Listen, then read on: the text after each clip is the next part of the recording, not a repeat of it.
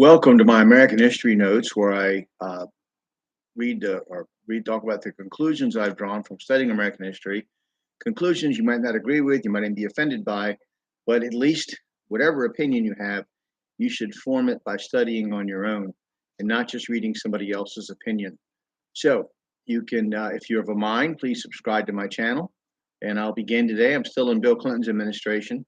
Bill Clinton also went on a program to reduce government waste called the National Performance Review, supervised by Vice President Gore. And without a single Republican vote, his economic plan, which passed in August, was supposed to help lower the deficit. His supporters claim that he turned the largest deficit in the nation's history to the largest surplus. In November 1994, he signed the Brady Bill, which required background checks before the purchasing of a handgun. In December, NAFTA was ratified.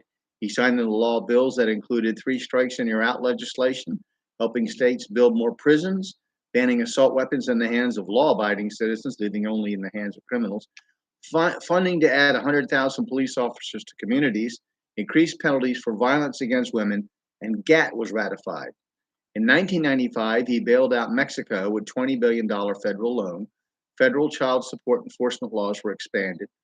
The government was forbidden to do business with firms that hired permanent workers to replace strikers, and in December signed the Dayton Peace Accords for the civil war in Bosnia. In April, he signed into a bill giving the federal government more jurisdiction in fighting terrorism. Megan's Law requiring communities to be notified when a sexual predator resides in their area. National steps to make welfare recipients work. Legislation requiring insurance companies to be forced to insure workers with prior medical conditions, and policies which led to a medical patients' bill of rights. In March of 1997, he banned federal research on human cloning, instituted more welfare reform to get recipients off the rolls, reauthorized the Individuals with Disabilities Education Act, which required schools to allow disabled children to be given special treatment, expanded the civil rights enforcement with his initiative for One America, increased air quality requirements, banned smoking in federal workplaces, reached an agreement with 8 gun manufacturers to provide child safety locks on guns, and in December expanded NATO into Eastern Europe. This is important for what's happening now. In April of 1998, he signed the Good Friday Peace Accords, trying to end the fighting in Northern Ireland.